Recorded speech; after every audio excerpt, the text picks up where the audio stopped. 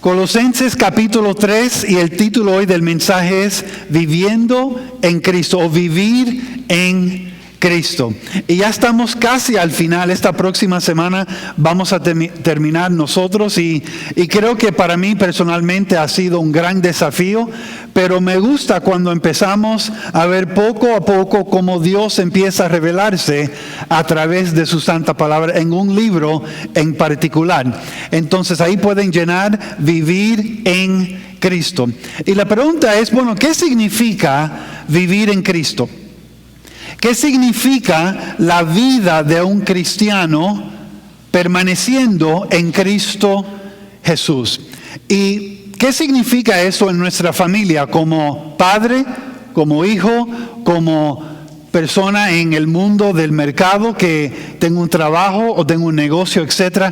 ¿Qué significa vivir en Cristo en esas ocasiones o en esas temas? Ahora, miren aquí por favor a Colosenses 3 y queremos leer esto hoy brevemente y entonces vamos a ir poco a poco por cada uno. Colosenses 3 empezando en el versículo 18. Y le voy a pedir esto, si usted puede, póngase de pie para leer esto junto conmigo en esta mañana. Vamos todos juntos, pongámonos de pie y yo quiero leer la primera y entonces quiero que ustedes lean la segunda juntos conmigo. Entonces yo voy a empezar leyendo la primera y todos juntos la segunda, yo la tercera, etcétera, etcétera.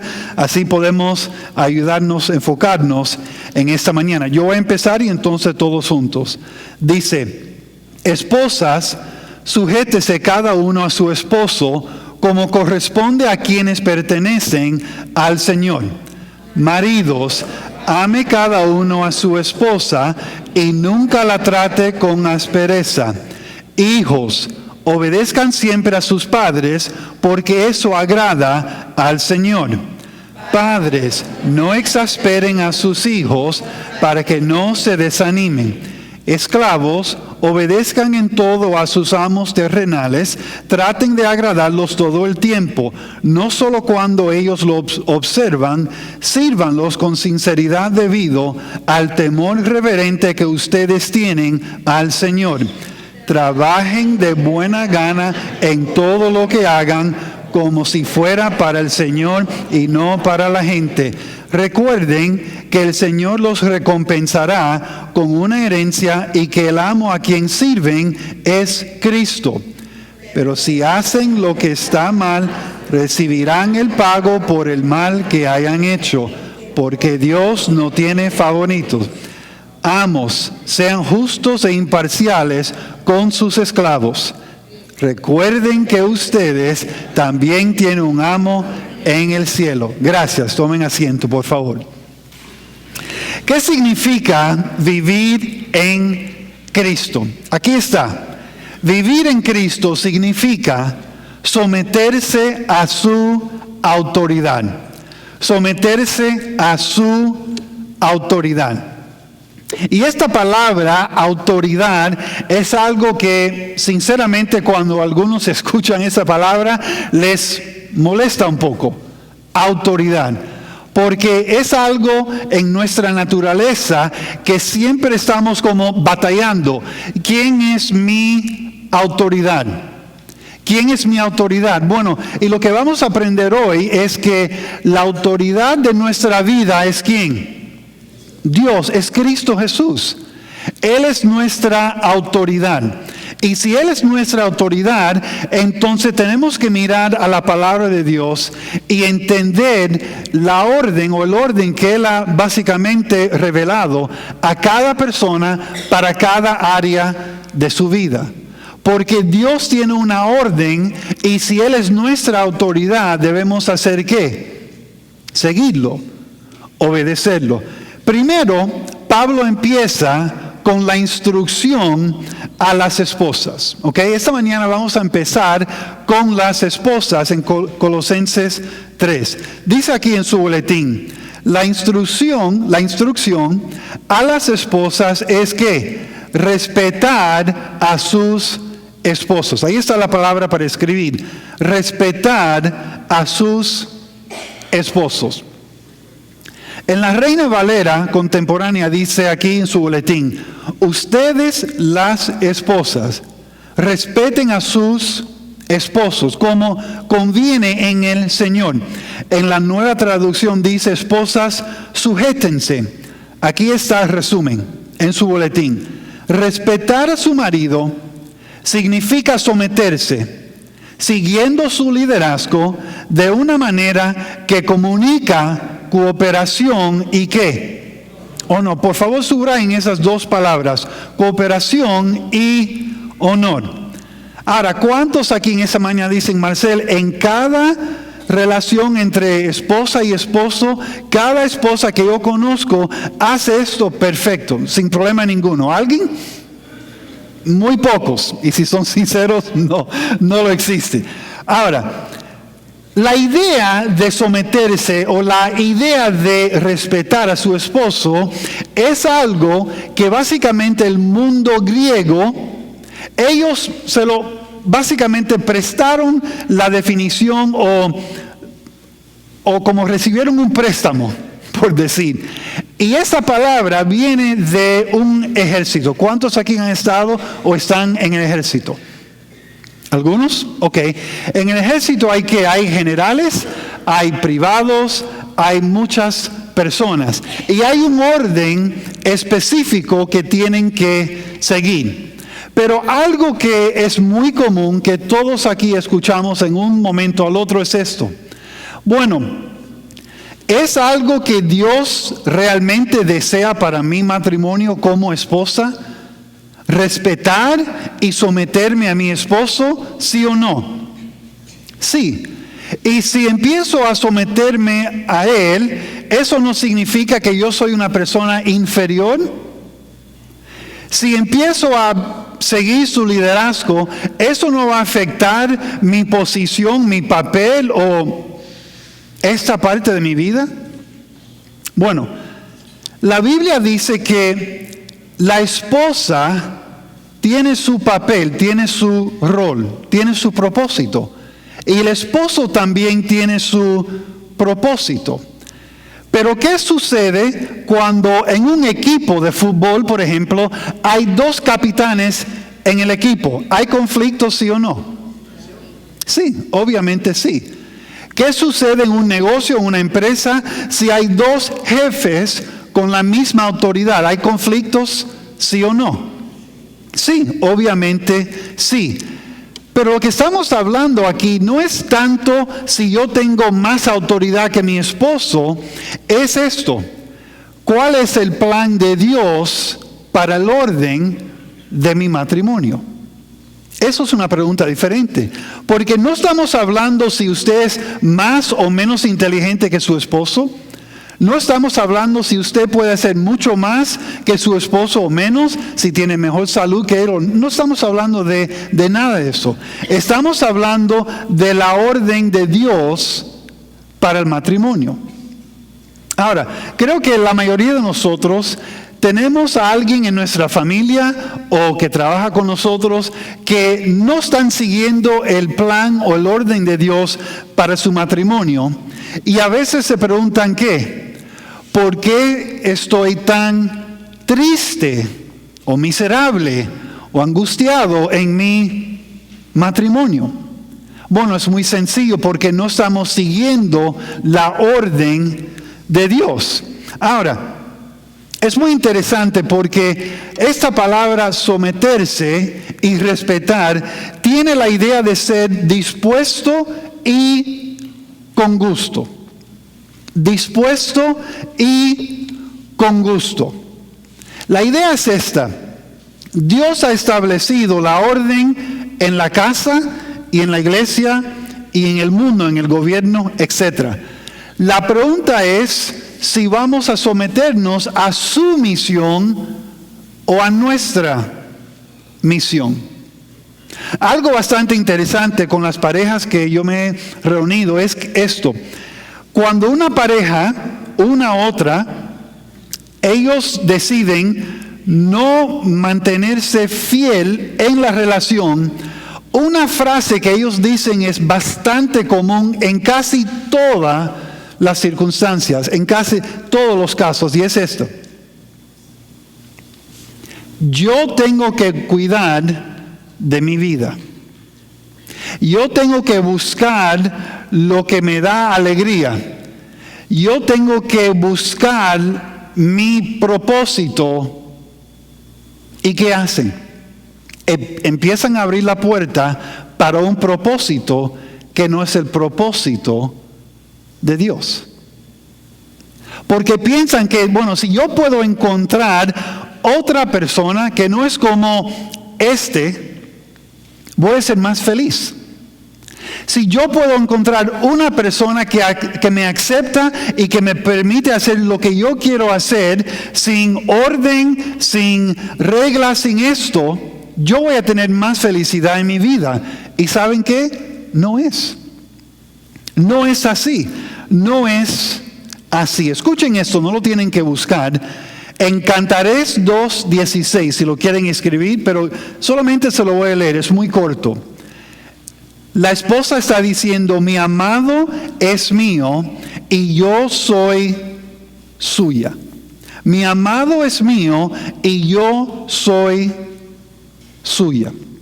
Aquí habla de un pegamiento bastante especial entre dos personas que tienen responsabilidad por su rol en el matrimonio. Ahora, dice aquí en el versículo 1 y el 2, como corresponde a quienes pertenecen al Señor. Y aquí está la pregunta que me hacen muchas esposas. Bueno, Marcel, si yo me voy a someter a él, si yo lo voy a respetar, ¿eso indica que es algo absoluto, sí o no? No. No, porque su esposo puede decidir, yo voy a cometer este pecado, yo quiero que usted me siga en este pecado. Y en ese caso usted no tiene que someterse a eso. O si él dice, bueno, yo quiero vivir de una manera distinta, voy a hacer las cosas diferentes, usted no tiene que someterse a una vida escandalosa, una vida que no está siguiendo a Dios. Cuando su esposo decide a pecar contra Dios, usted no tiene que someterse a eso. Cuando su esposo decide mentir, usted no tiene que someterse a eso. Entonces, no es algo absoluto, pero el problema muchas veces es esto. Las esposas dicen, yo me voy a someter a lo que me conviene. Yo me voy a someter si yo pienso que él está buscando la voluntad de Dios. ¿Quién es el juez en ese caso? La esposa. Yo me voy a someter a él si me gusta en la forma que él hace las cosas. Eso no es lo que dice la Biblia. Si su esposo no está haciendo algo contra la palabra de Dios, si su esposo no está haciendo algo que lo va a poner en peligro físicamente por su manera de tomar, fumar, etc., la Biblia dice que debemos someternos a ellos. Y hay dos enseñanzas que están, es algo real que algunos están enseñando y son básicamente dos extremos. Un extremo es que el esposo, cada palabra que él dice, la esposa tiene que seguir. El otro extremo es que la esposa tiene que evaluar y pensar y decidir si ella quiere hacer esto o lo otro. Y los dos, ambos tienen problemas serios. Entonces, ¿cuál es la solución? Bueno, en nuestra casa, Yami no está aquí, entonces puedo hablar de ella, ¿no? En nuestra casa es muy sencillo. Yami ha llegado a ese entendimiento. Ella siempre está equivocada y yo siempre estoy... No, eso no es cierto. No, perdón, eso es mentira. No, al contrario, muchas veces yo estoy equivocado y ella me tiene que decir, no, eso no es así. Pero esto es algo que tenemos que pensar. La manera que yo me someto, que estoy respetando a mi esposo, determina quién en realidad es mi autoridad. Escuchen, la manera en que usted respeta a su esposo en realidad determina quién es su autoridad. Si Cristo es su autoridad, no hay problemas en someterse, en respetar a su esposo. Si Cristo no es su autoridad, sí van a tener problemas con eso. Porque dice, vivir en Cristo significa ¿qué? Someterse a su autoridad, no mi autoridad. La pregunta, esposas, es esto: ¿quién es la autoridad en mi vida? Vamos a escribir un poco. Dice aquí, esposas, si no aprenden a respetar a sus maridos, nunca aprenderán a someterse a su liderazgo. Piensen en eso. Vamos a repetirlo. Si no aprenden a respetar a sus maridos, nunca aprenderán a someterse a su liderazgo. Jan y yo somos como día y noche. ¿Cuántos esposos y esposas son así? Día y noche, piensan completamente diferente. Eso es bueno, no es malo, es algo bueno. Porque eso fue al propósito, por diseño de ¿quién? De Dios. Pero la fricción en la relación es ¿qué? ¿Cómo podemos colaborar? ¿Cómo podemos tomar lo mejor de cada uno, unir cada parte para quién?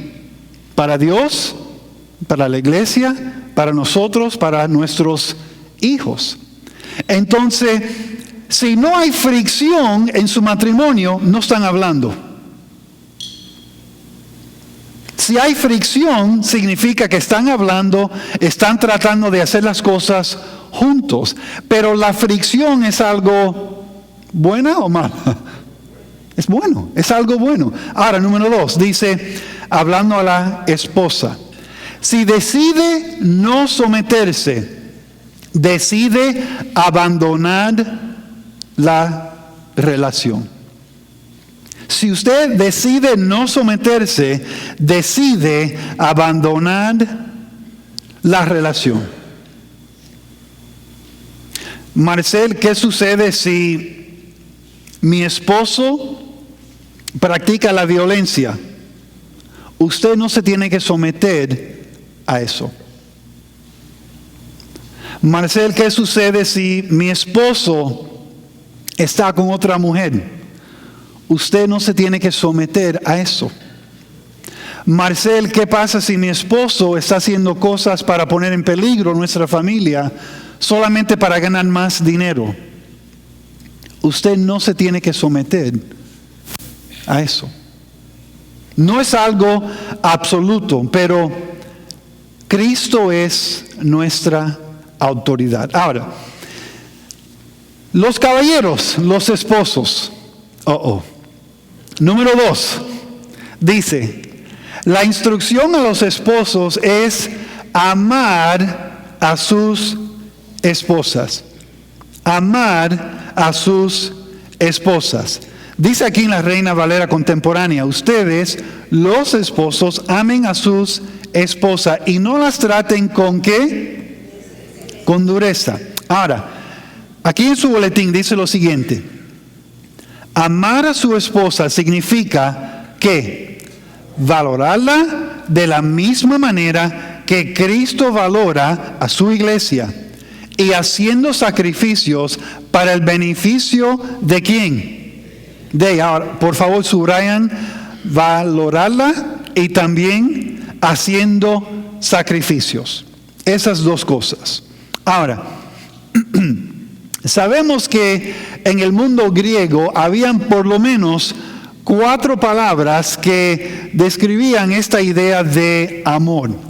Pero 3 de esas 4 palabras básicamente tenían que ver con los sentimientos. Es como decir, bueno, yo amo al chocolate. Bueno, está bien, yo tengo un sentimiento especial para el chocolate, pero eso no es el amor que Dios está hablando aquí. Cuando alguien dice, bueno, yo amo a mi hermano o yo amo a eso o la otro, no es la misma idea. Pablo está hablando de un amor más alto.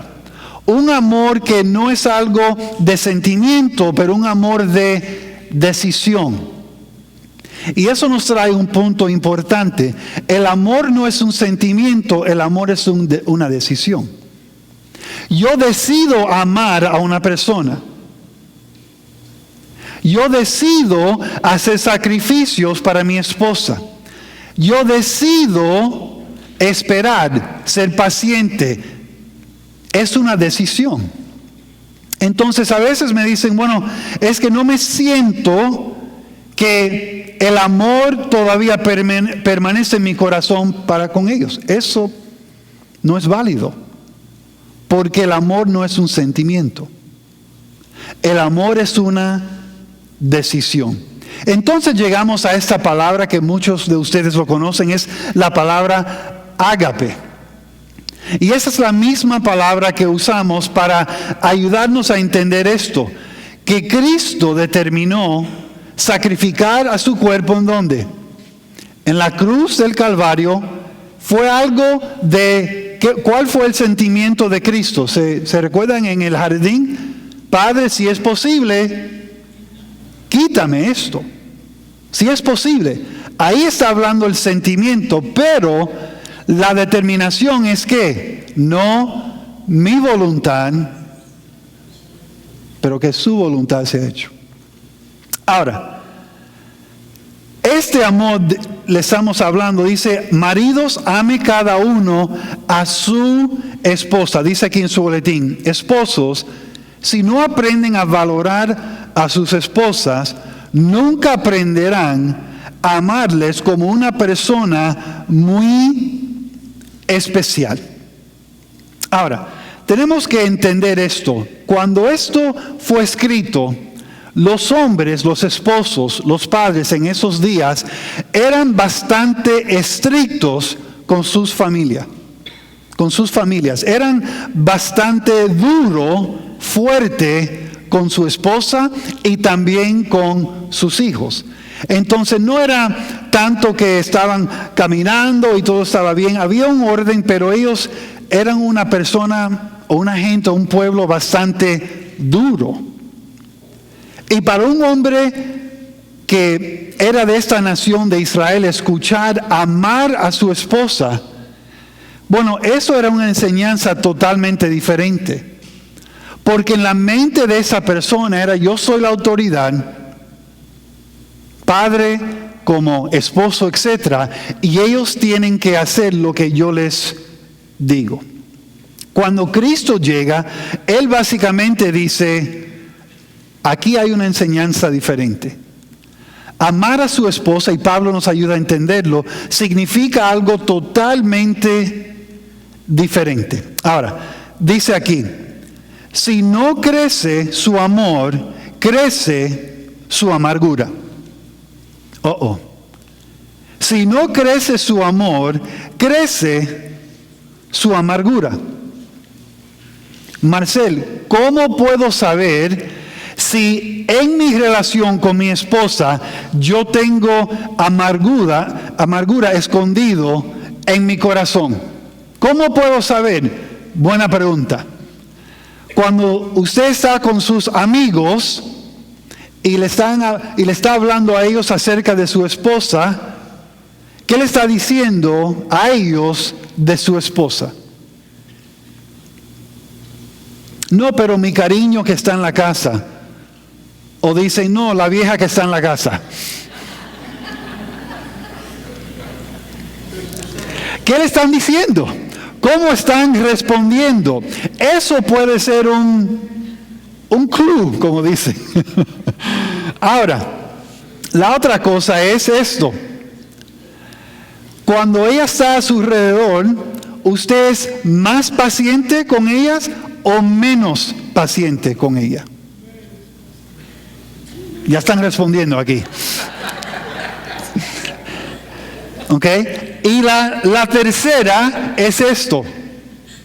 Usted se enfoca más en lo que ella no está haciendo o en las cosas que ella sí está haciendo.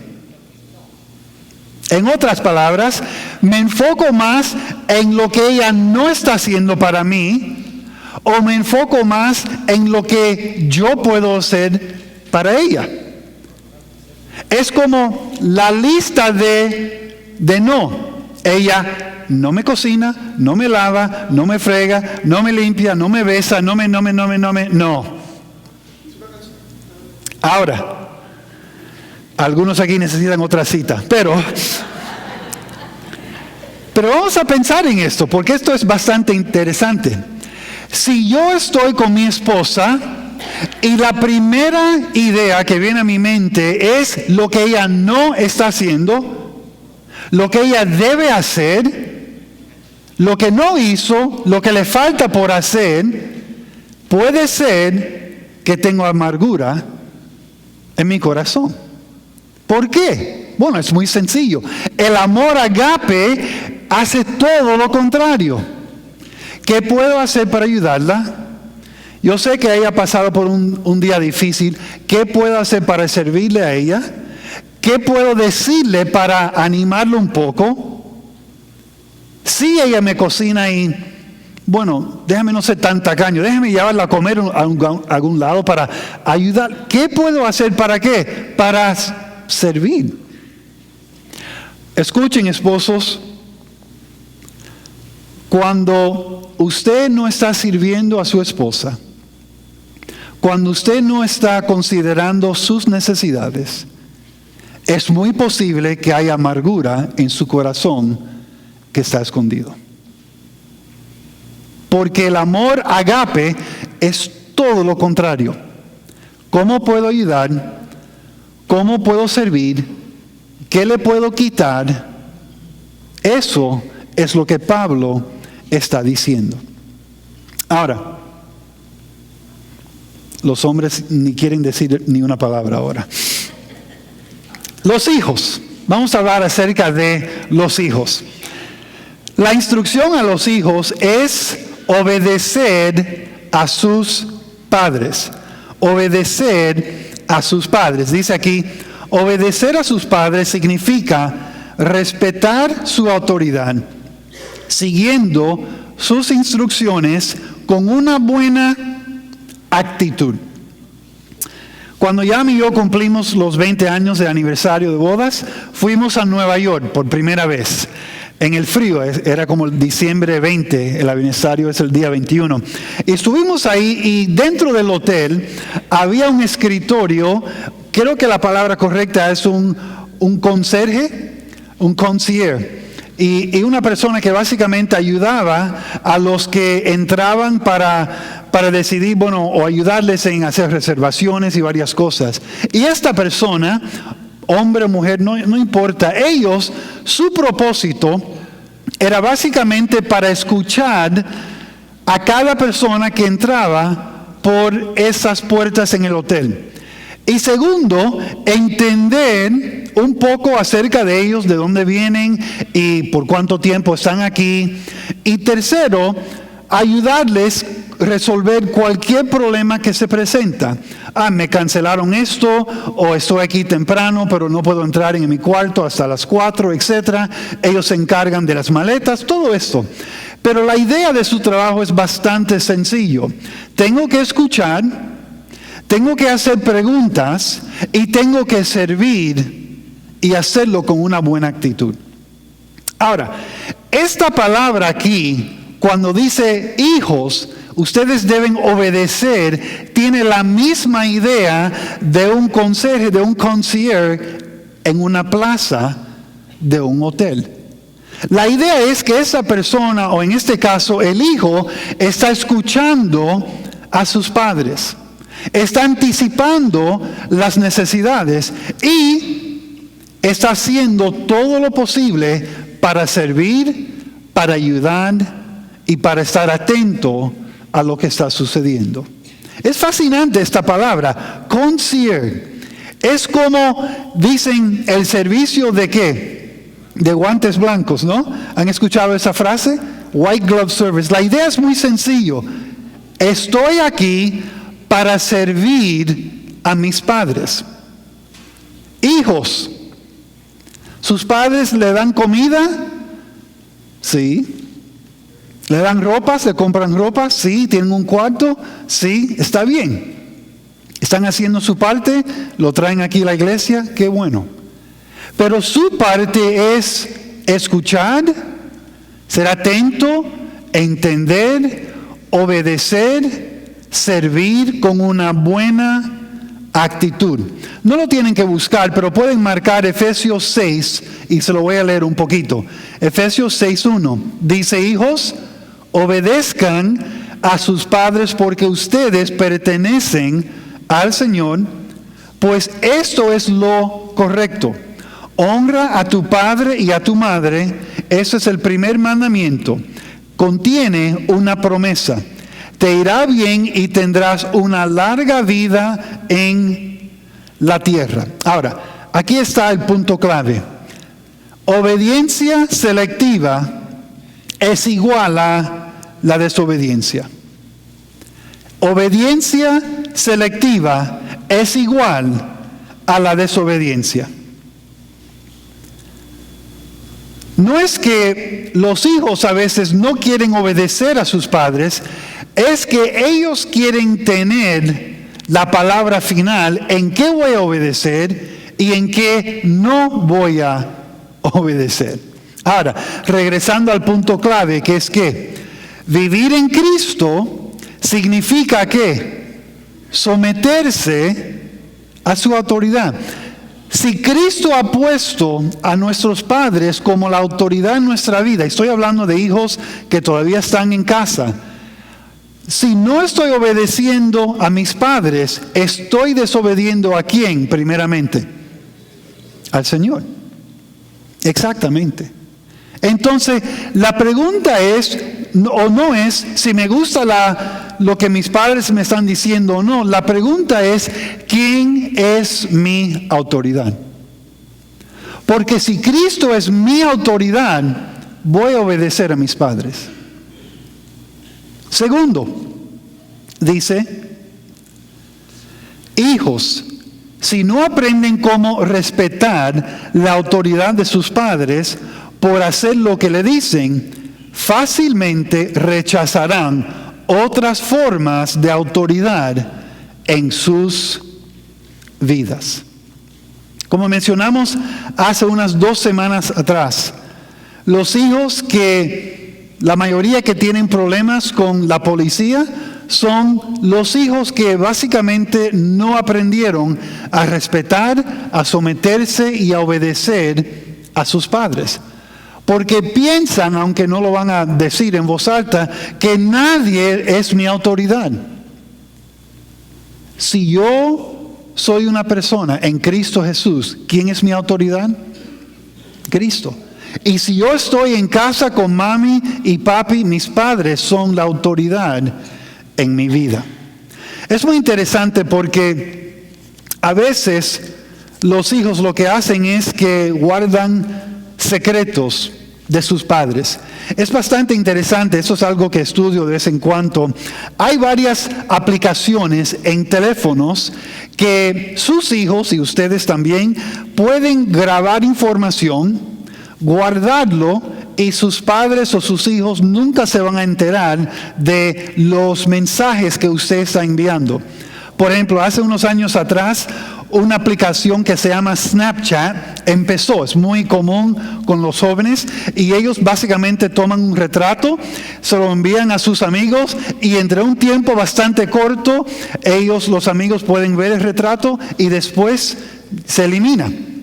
Y muchos niños jóvenes piensan que ya eso se eliminó. No es cierto. Los servidores de Snapchat todavía tienen esos retratos. Y a veces pensamos que si no le digo eso a mami o no le digo eso a papi, es lo mejor. Pero a veces lo que sucede es que en un día o un día en el futuro se enteran ellos de esta realidad y causa bastante dolor, bastante tristeza en su familia. Hijos, no guarden secretos. Al final no es algo bueno. Entonces hablamos a ¿quién? A los esposos, a las esposas, a los hijos, y también vamos a hablarles ahora a los padres. Pero antes de ir a los padres, la final dice, o el último dice esto: si no obedecen a sus padres, hay uno antes, si no respetan su autoridad, no van a obedecerles tampoco. Si no respetan a su autoridad, no van a obedecerles tampoco.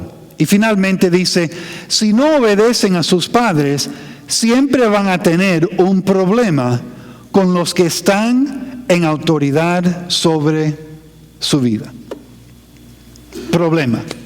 Y eso es algo que yo he visto varias veces. Ahora, a los padres, la instrucción a los padres es esto: no exasperar a sus hijos. No exasperar a sus hijos.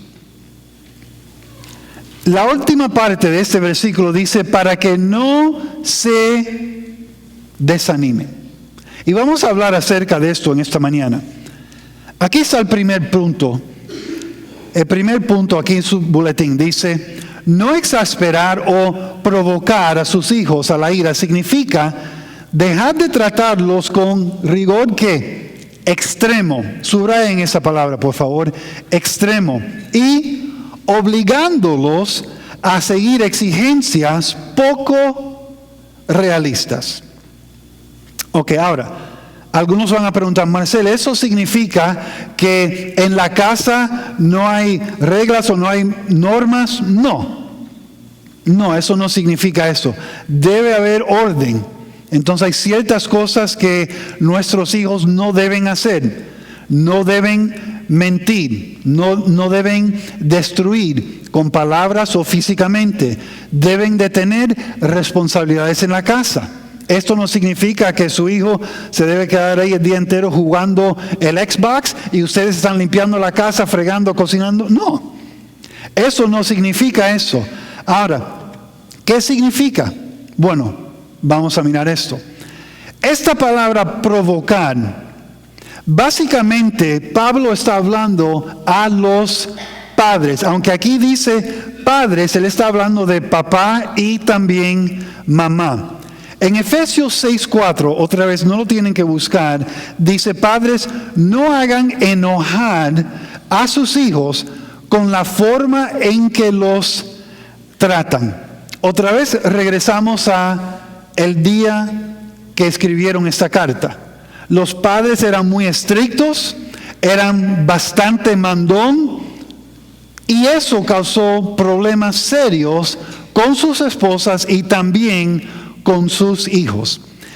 Aquí dice, no presione a su hijo a convertirse en la persona que le hubiera gustado ser a la edad de ellos. A veces queremos, padres, que nuestros hijos sean el atleta que nosotros no pudimos hacer. Es la verdad.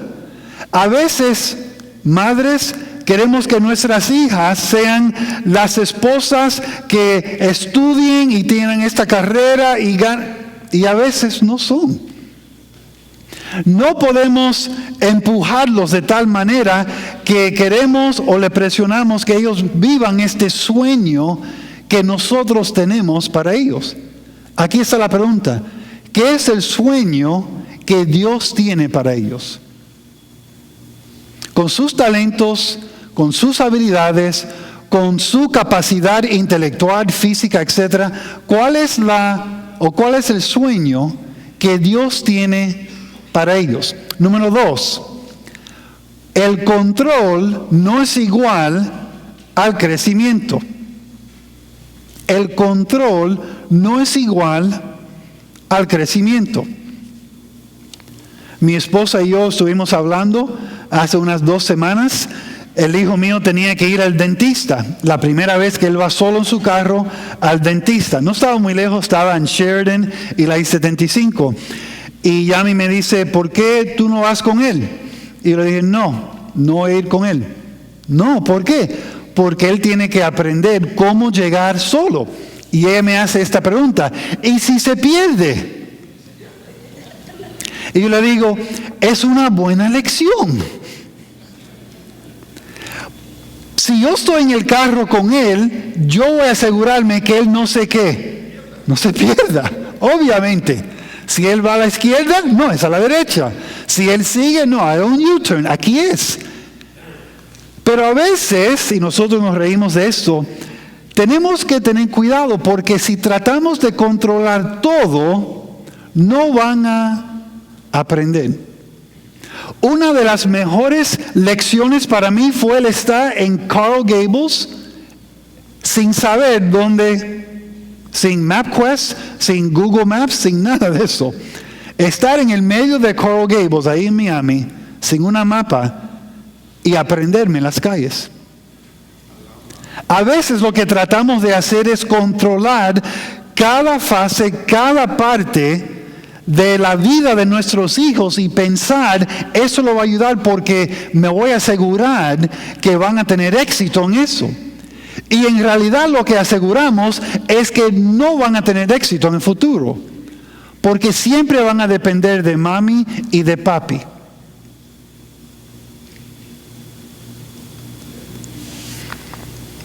Cuando empezamos a hacer la chequera con mi hijo, yo le decía, cada semana usted tiene que mirar la chequera y cuando le entra el dinero por el credit union, usted tiene que ponerlo ahí como depósito, quitar el seguro de automóvil, etc. Y me dice, pero papi, ¿por qué tengo que hacer eso si puedo mirar en el internet y todo está ahí?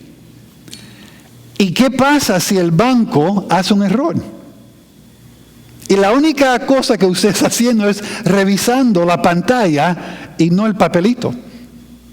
Entonces pasó unas semanas y yo le dije, estuvimos almorzando, hoy Luke está pagando por el almuerzo porque le quitamos dinero y él ni se da de cuenta que le hemos quitado $40 para almorzar como familia.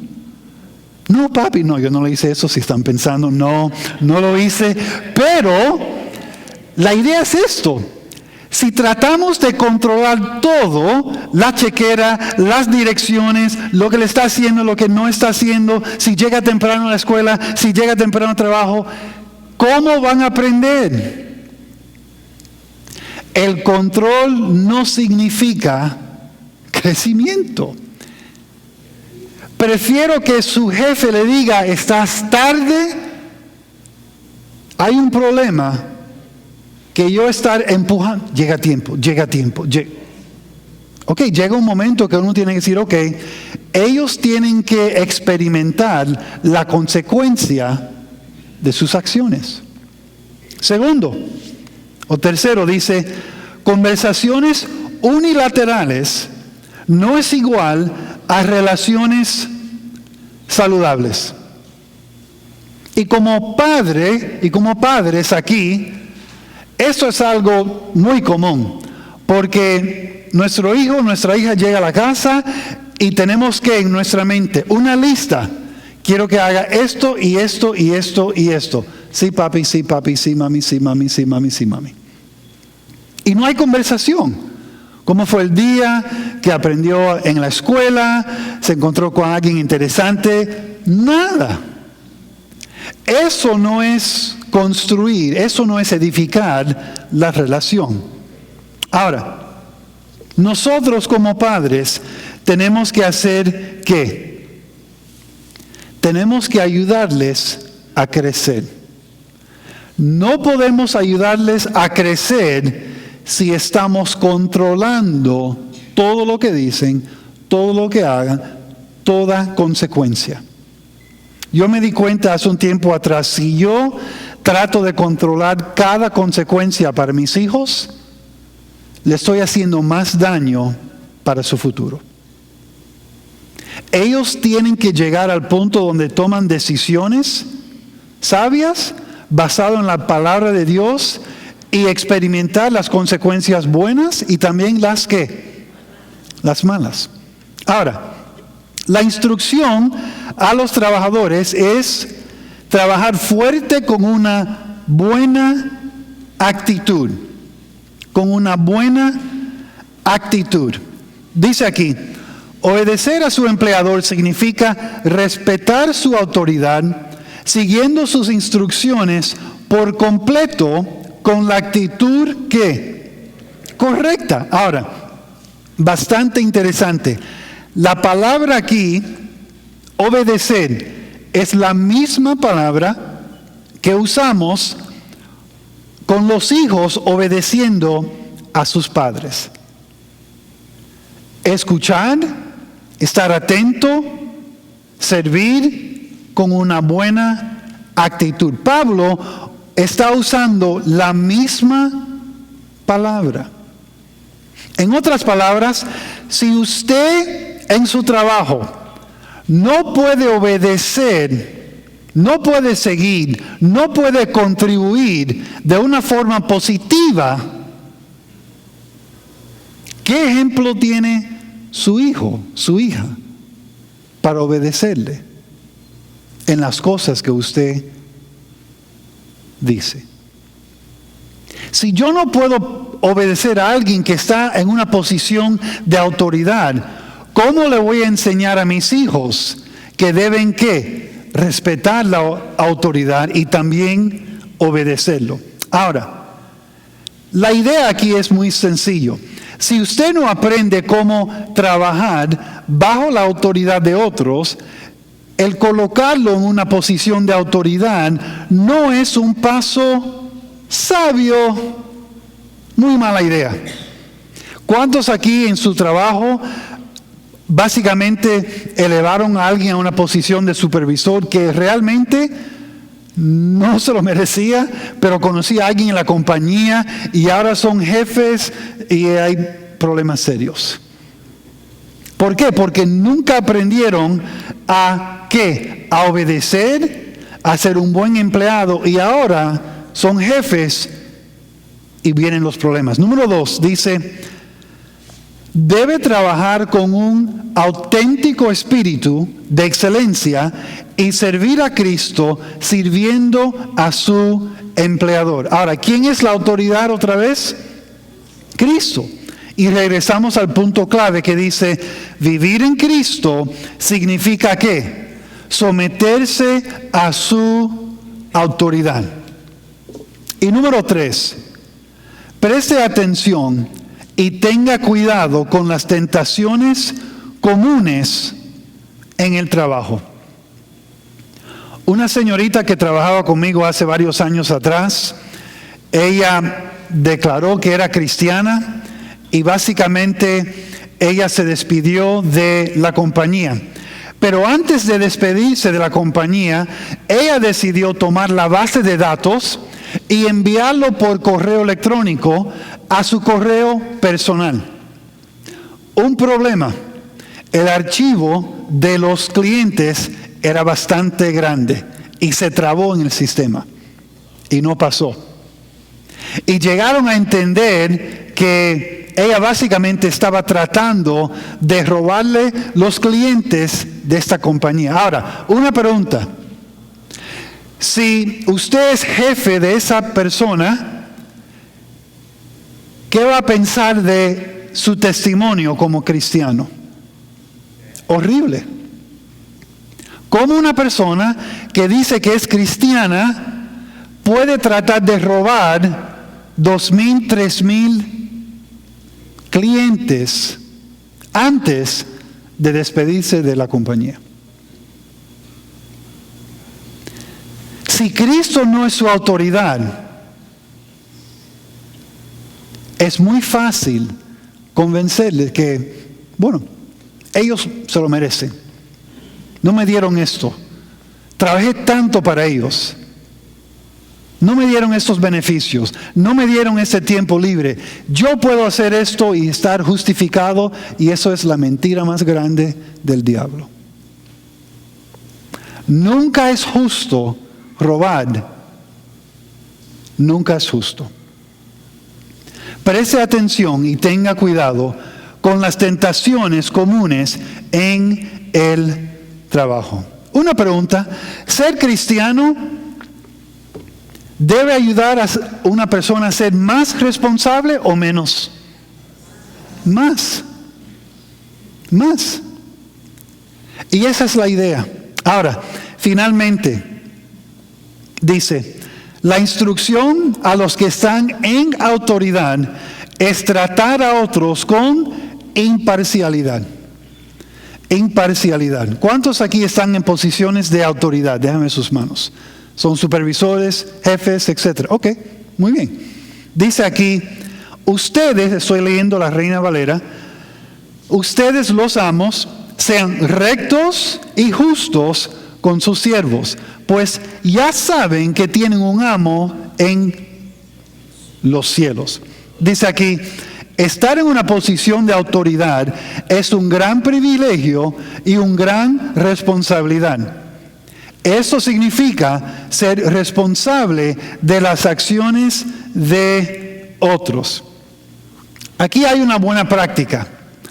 Antes de tomar una decisión, antes de hablar, antes de decir, antes de explicar, póngase usted en los zapatos de su empleado. Póngase usted en los zapatos de ellos. Porque a veces cuando las personas y a unos cristianos llegan a una posición de autoridad, se olvidan que sí tienen responsabilidad, sí tienen números que tienen que alcanzar, sí tienen metas, sí tienen todo esto. Pero tienen una gran influencia sobre la persona que trabaja para ellos.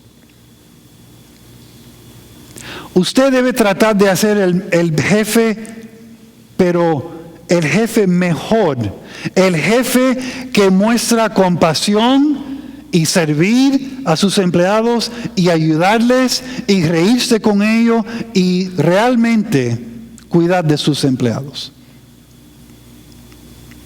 Eso es lo que significa. Aquí dice, nunca debe sacrificar su integridad para ganar mayores beneficios. Nunca. A veces los jefes deciden, bueno, el compromiso mío con este empleado es 40 horas, pero le voy a quitar este tiempo porque quiero ganar más al final del mes.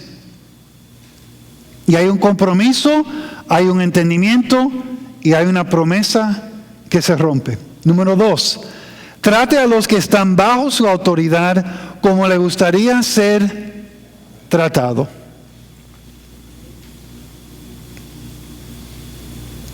Eso ni lo tengo que explicar. Y finalmente dice, recuerde, usted siempre está bajo la autoridad de Jesucristo. So, hemos hablado de qué? De esposas, esposos, padres, hijos, jefes, empleados, etc. ¿Hay alguien aquí que está en uno de esos 5? ¿Hay alguien? Todos, ¿no? Por lo menos los hijos, somos todos hijos. Ahora, aquí está la pregunta. En cada una de esas áreas, ¿quién es su autoridad? Esa es la pregunta. Si es esposa, ¿es mi esposo? Bueno, indirectamente sí, pero directamente ¿es quién? Es Cristo. Esposos, ¿quién es su autoridad? Es Cristo. En cada uno de estas es Cristo. Y creo que lo que Pablo está diciendo aquí es la idea clave.